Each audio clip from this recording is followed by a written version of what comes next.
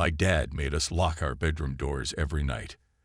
As children, my siblings and I followed a strict rule. We weren't, under any circumstances, permitted to open our bedroom doors between 10 p.m. and 6 a.m. "Do you want a bedtime story, sweetie?" my father asked. His sickly sweet voice, worming through the keyhole of my bedroom door, exuded a gravelly warmth. But it wasn't my father. And I don't mean someone else. It was something else. He'd never explained why we had to lock our bedroom doors every night, but we knew something was wrong with the man in the hallway. He became a terrifying thing in those torturous twilight hours. Some nights, our father let us sleep. Most nights, however, he stood at each of our doors in turn. He would somberly scratch at the woodwork like a wounded dog, yearning to be let inside. I don't know how we resisted the urge to open our doors for so many years. We were children. How did we know that it wasn't just a game? It might have been something about the tone of Dad's voice. The air always felt sour when he hissed those nightly words of caution, but the man would transform after 10 p.m. My fawning father uttered hollow platitudes in a bid to appeal to our childlike sensibilities. "You've been such a good girl, Rosa," he once cooed from the other side of the door. "Why don't you come out and have a slice of cake?" Our little secret. And after an hour or so of badgering, I heard his nimble feet shuffle near soundlessly across the carpet. He begged my older sister, Hattie, to open up. Then, finally, he would beg Alden, his eldest child. Dad always seemed to rattle my brother's door handle the most insistently. It wasn't until the spring of 2014, when I was 9 years old, that my father's safeguard crumbled to pieces. On a dreadful night that I have tried to forget, a commotion woke me, but it wasn't my father. "Help!" Alden screamed, muffled, from his room down the hall. "Let me out of here! Let me out!"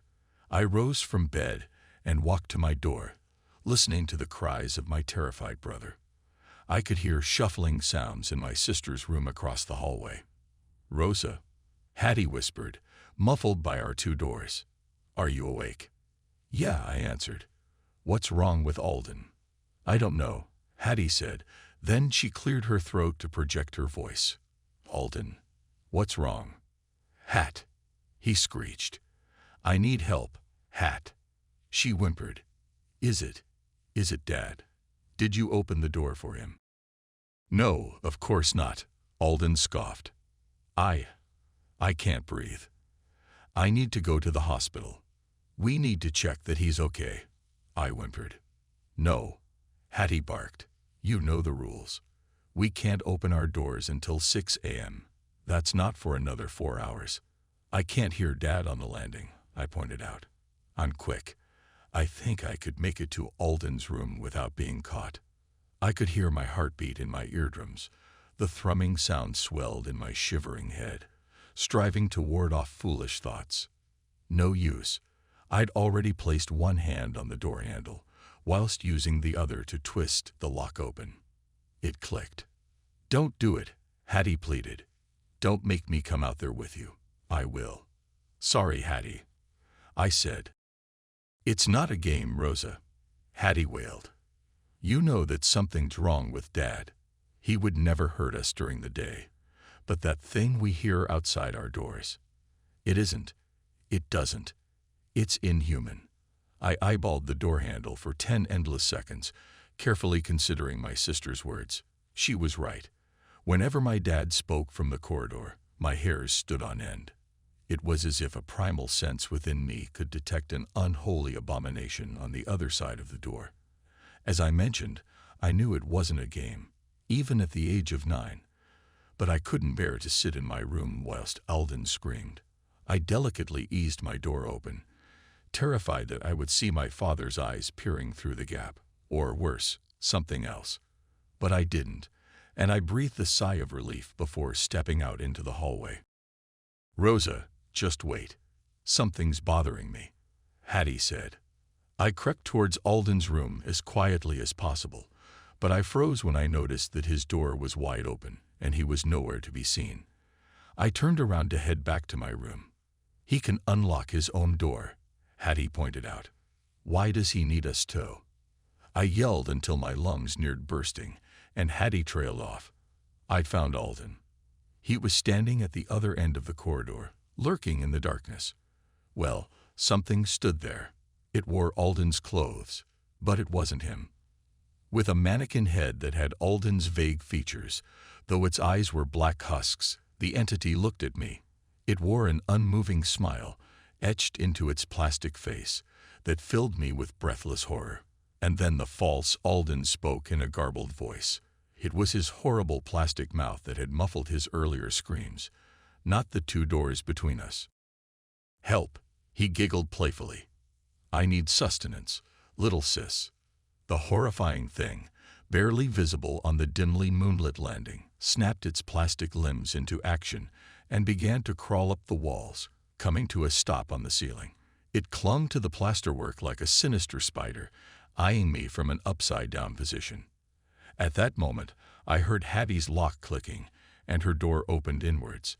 She sprinted into the corridor with a cricket bat and swung at Alden, catching his chin and sending him sprawling onto the carpet. He hissed and prepared to pounce at my sister, but a sudden voice stopped him. It came from the darkness, accompanied by clomping footsteps.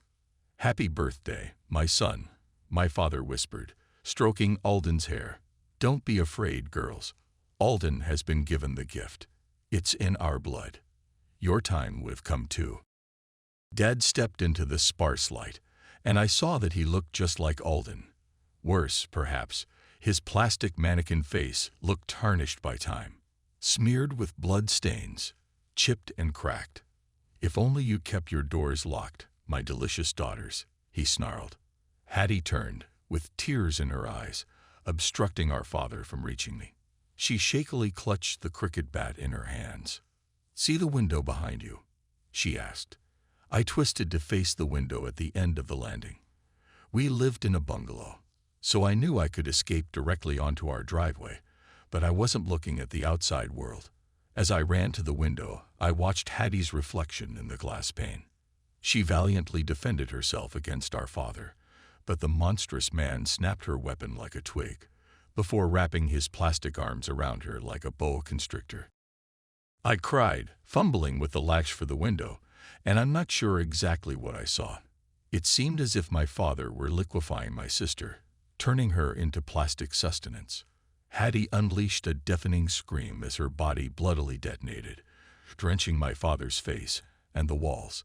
He hissed at me as I clumsily clambered out of the window, tasting freedom. I don't know why he didn't pursue me, but I ran straight into town, stumbling into the local police station. Dad and Alden were never found, but the remnants of my sister corroborated my story. Anyway, I've spent the last 9 years reliving that ghastly night. You probably know why I suddenly felt the urge to tell the tale of my family's horrible secret. Tomorrow's my 18th birthday.